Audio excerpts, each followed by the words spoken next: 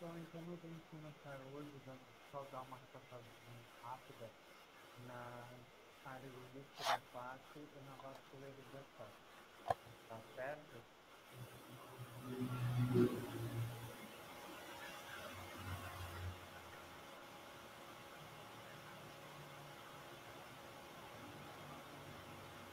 Algumas intercorrências ocorrem geralmente que nós vamos, porque alguns personagens não têm conhecimento direto e palpável da anatomia do local.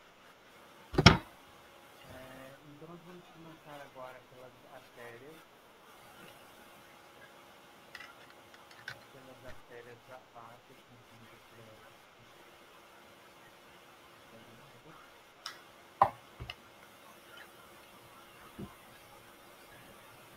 e vamos começar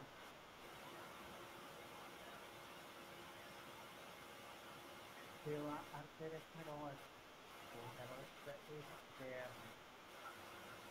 A carótida externa dá um ramo, esse ramo é a artéria facial, tá certo? Essa artéria facial ela vai circundando a mandíbula e logo que se inicia o osso da narina, propriamente dito, ela muda de nome e passa a ser artéria angular, tá certo? Porém, a artéria facial, ela dá três ramos adjacentes ao à fronte. O ramo submental, submentoriano,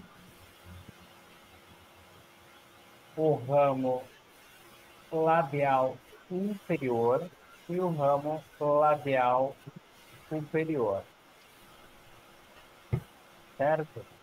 Logo próximo ali do ponto submensual, nós vamos ter artéria nasal lateral. É, basicamente, nós vamos ter aqui a artéria bucal, que ela passa por dentro da, da, entre a mandíbula e o maxilar. A artéria transversa. E quando nós temos aqui, logo no finalzinho da artéria facial, nós temos um foramen infraorbitário. Esse foramen infraorbitário passa a artéria intraorbitária. Nós dizemos que passa o paquete vasculo-nervoso intraorbitário, certo? Essa artéria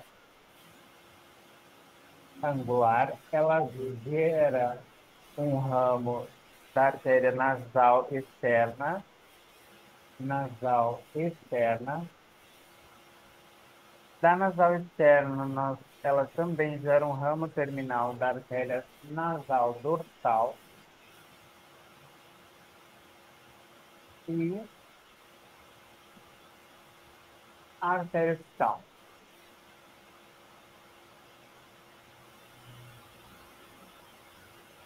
Logo aqui acima da artéria angular, nós temos a artéria troclear, aliás, supratroclear. Nós temos a artéria orbital, supraorbital. Nós temos a artéria nasofrontal, que é uma artéria bastante importante quando nós fazemos os pontos, por exemplo, os pontos do MD-Code chamado O1, O2, O3, O3, para elevação das sobrancelhas, né, e projeção desse tecido por dentro do tecidual da órbita.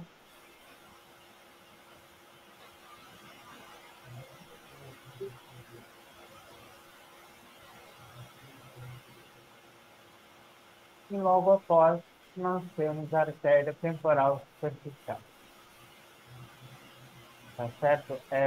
Uma coisa que eu queria falar para vocês em relação aos preenchimentos labiais é o seguinte: essa artéria aqui que vocês estão vendo, a artéria labial superior, tanto a labial superior quanto a labial inferior, elas passam por trás do músculo. Ou seja, nós temos a white row, que depois eu vou explicar para vocês que é a transição entre a pele e a mucosa seca.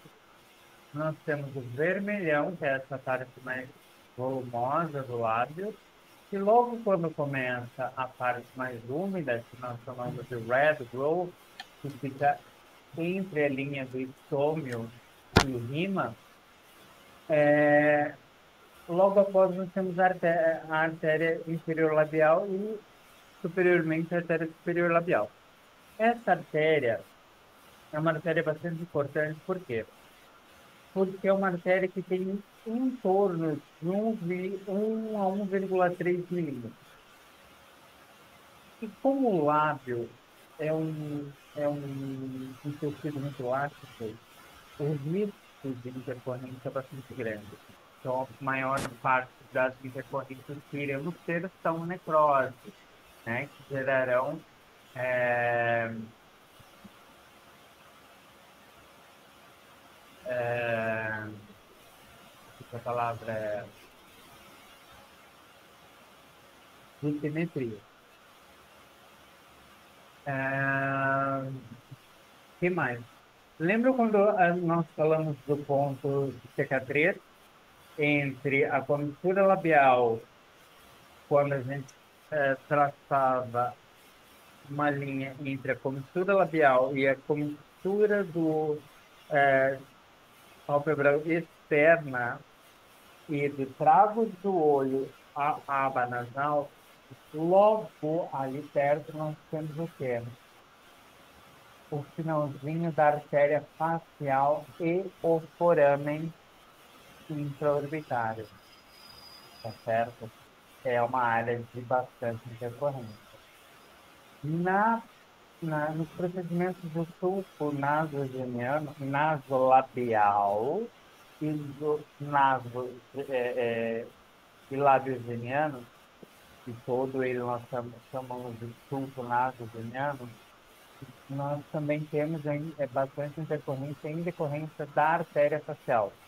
A artéria facial ela tem algumas variações em relação ao trajeto dela, porém, para quem conhece, para quem sabe fazer um procedimento cuidadoso, não vejo problema em realizá-lo. Sempre temos que ter noção que em algumas determinadas regiões teremos que usar cânula e outras agulhas, lembrando que cânula aplicada no local errado pode gerar uma intercorrência maior do que uma agulha, tá certo? E lembrar sempre de quando for usar a agulha, aspirar antes de injetar. Existe uma discussão entre aspirar e injetar, mas eu, por segurança, prefiro aspirar por conta que, se embolizamos alguma artéria, poderemos causar o quê? Necrose, tá certo? É, nos, as intercorrências de glabela. Glabela é uma área bastante complicada, né? Uma área que precisa se ter experiência para trabalhar com ela, porque como vocês vêm da artéria supratronclear, a artéria tronclear e a artéria supraorbital. Essas artérias, elas podem gerar, no caso de embolização, cegueira, assim como a embolização da artéria facial, que também pode causar quadros de cegueira em algumas intercorrências, tá certo? É, lembrando que nos procedimentos de volumização, maxilar e projeção de ângulo de mandíbula também temos que cuidar com o jaw, né? Com o ligamento, com o corpo mandibular inferior que fica mais ou menos nessa região.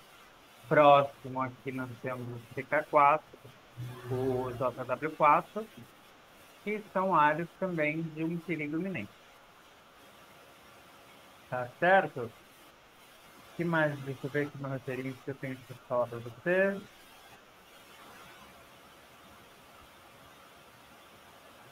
Sempre lembrar que essas artérias elas são super anatomizadas, né? Quando vocês veem a artéria facial, ela gera um ramo para a artéria tanto superior labial quanto inferior, que vai se ligar, se anatomizar ao outro lado.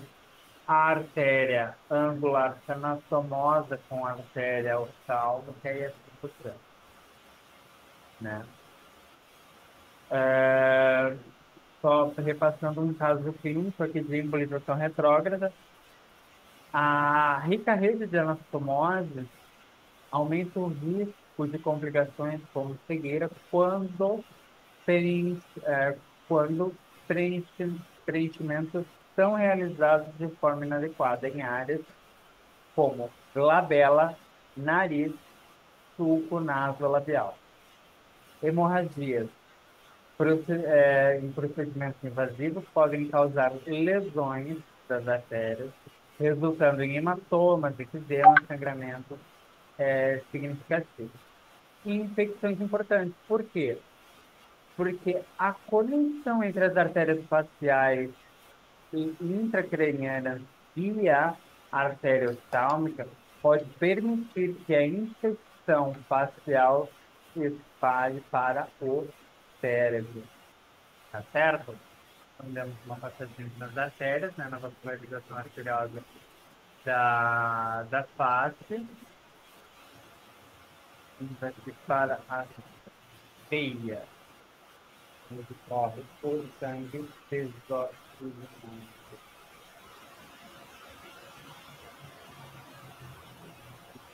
Podem ver que esses vasos venosos, eles são muito mais anastomosados, eles são muito mais irregulares que as artérias. É, perpendicularmente à artéria facial, nós temos a veia facial. Concomitantemente, nós temos a veia labial inferior, que é ramo, e a veia labial superior, que também é ramo da, da, da veia facial. Em sentido ao neuroplano, logo na inícia zigomática, nós temos a veia facial transversa, que é um pouco mais acima da veia da artéria facial transversa. Isso é um ponto de tomada de cuidado para quando quisermos trabalharmos esses pontos de projeção de zigomático malável, porque o risco de intercorrência, caso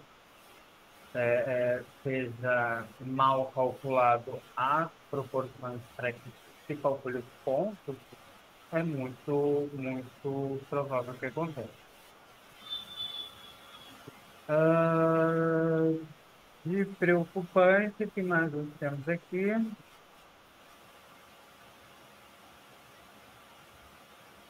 A veia menstrual, né? Nós temos a veia submentoniana,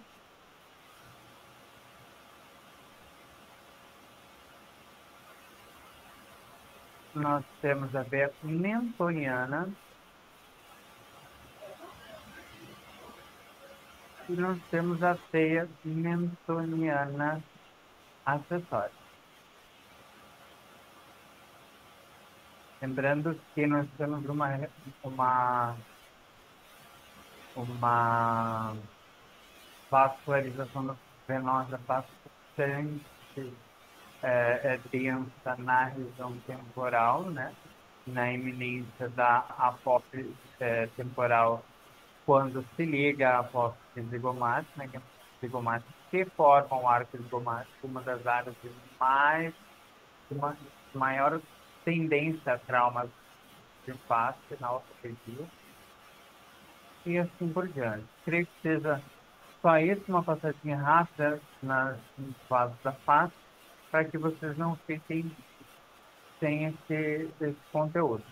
Utilizei aqui um recurso novo para vocês, né? O recurso do Atlas 3D. É bom que vocês baixem esse Atlas 3D e estudem os processos arquitetônicos ósseos da face, que é, são muito mais fáceis de ser